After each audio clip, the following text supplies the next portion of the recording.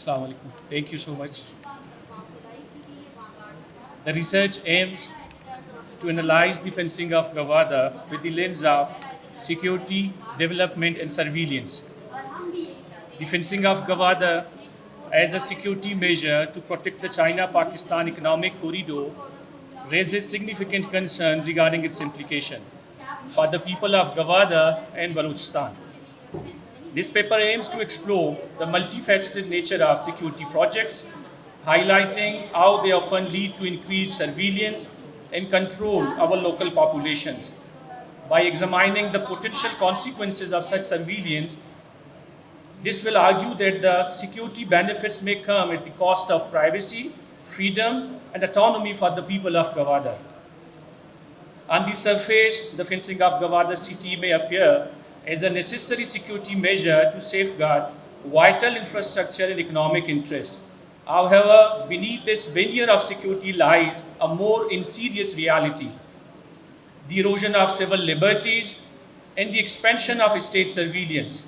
Security projects, often implemented in the name of protecting national interest, frequently serve as a pretext for increasing state control and monitoring of civilian activities. Fencing is a direct threat to privacy and freedom. The fencing of Gwadar as a security project signifies the transformation of the city into a surveillance state, where the movements and activities of residents are constantly monitored and scrutinized, as authorities have planned to install more than 500 cameras to monitor every activity within the Gwadar city. Surveillance cameras, checkpoints, and other security measures become omnipresent features of everyday life, infringing upon the privacy and freedom of the local population. The state's ability to track and surveil individuals not only undermines trust within the community, but also it will foster a culture of fear and self-censorship. This has dire implications on local community. The imposition of pervasive surveillance in Gwadar has profound implications for the lives of its residents. Indigenous communities, already marginalized and disenfranchised, find themselves subjected to heightened levels of scrutiny and suspicion. Everyday social and economic activities such as movement, fishing, social gatherings, cultural gatherings, and religious ceremonies become subject to surveillance. This will breed resentment and indignation among the local population. Moreover, the indiscriminate nature of surveillance measure can lead to the profiling of individuals. This will surely increase existing social tensions and divisions. In the name of security, the people of Gwadar are forced to surrender their autonomy and submit to state control. Any form of dissent or resistance is met with harsh reprisal. Further, stifling democratic expression and political activism. The fencing of Gwadar not only physically segregates communities but also psychologically subjugates them, instilling a sense of fear, dependence, and powerlessness among the populace. As the installed armed forces belong to other provinces, unaware about the local norms and values, therefore, this will increase the insult and disrespect of local population on daily basis.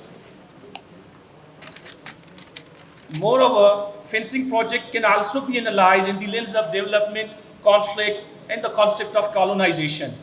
Under the CPEC project, so far the province got nothing except the increasing security measures are being adopted on the name of securing the development projects. The fencing of Gwadar city under the guise of development raises significant concerns regarding its impact on the conflict dynamics between Baloch militants and the state. Drawing upon insights from scholars who have explored similar contexts of conflict and decolonization, I will argue that fencing Gwadar is likely to increase the grievances among the Baloch population, deepen the disconnect between local communities and the state, and escalate tensions rather than foster peace and development. Balochistan, as the largest province of the country and the least developed, has been marred by a long-standing conflict between Baloch militants and the state. Among the many causes of this conflict, some are historical grievances over resource exploitation, political marginalization, and cultural suppression. Scholars such as Schofield have extensively documented the complex of the conflict, emphasizing the historical injustices and socio-economic disparities that fuel resistance movement. development initiatives in conflict-affected regions like Balochistan often present a paradoxical scenario. While aimed at improving living standards and fostering economic growth, development projects can increase existing tensions and deepen socio-economic inequalities. The fencing of Gwadar city exemplifies the dilemma as it risks alienating local communities, instilling fear of powerlessness, and reinforcing perception of marginalization and dispossession. The discourse on decolonization provides a critical lens through which we can analyze the Balochistan conflict and the fencing of Gwadar. Decolonization is not merely the transfer of political power but also encompasses the restoration of indigenous rights, autonomy, and self-determination. Writers such as Fenton and Versailles have elucidated the complexities of decolonization, emphasizing the importance of addressing structural injustices and empowering marginalized communities. Conflict within a region cannot be controlled by establishing barriers, but acknowledging inclusions and affirming and giving the right of taking decisions to the communities to those issues are directly related. Fencing Gwadar city as a security and development measure is likely to have far-reaching implications. By physically segregating communities and restricting movement, the fencing reinforces a narrative of exclusion and subjugation, fueling resentment and resistance among the Baloch population. Moreover, such measures undermine prospects for meaningful dialogue and reconciliation, perpetuating a cycle of continuous violence and distrust. Comparative insights from other conflict zones further underscores the potential consequences of militarized development interventions. The case of Palestine, where the construction of security barriers has deepened divisions and intensified resistance, serves as a cautionary tale. Similarly, in Kashmir, the securitization of development projects has increased tensions and alienated local communities, hindering prospects for peace and stability.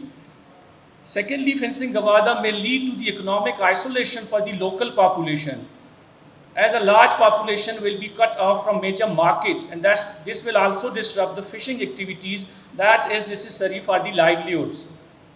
In a nutshell, the fencing of Gwadar city under the guise of security and development represent a troubling trend towards increased surveillance and control over civilian population.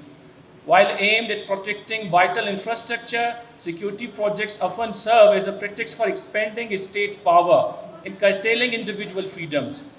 By subjecting the people of Gwadar to constant monitoring and surveillance, these measures undermine the very fabric of democratic society and threaten the rights and liberties of its citizens. In the name of national interest and security, no one has the right to snatch from the people of Gwadar their fundamental rights of movement, privacy, economic and social freedom and autonomy. Limitation on movement is violation of human rights. The right to freedom of movement is recognized in Universal Declaration of Human Rights. The Article 13 of Universal Declaration of Human Rights emphasizes the fundamental nature of freedom of movement as a human right, essential for personal autonomy, economic opportunity, and social interaction. Therefore, freedom of movement is a fundamental right protected by international legal norms. Thank you so much.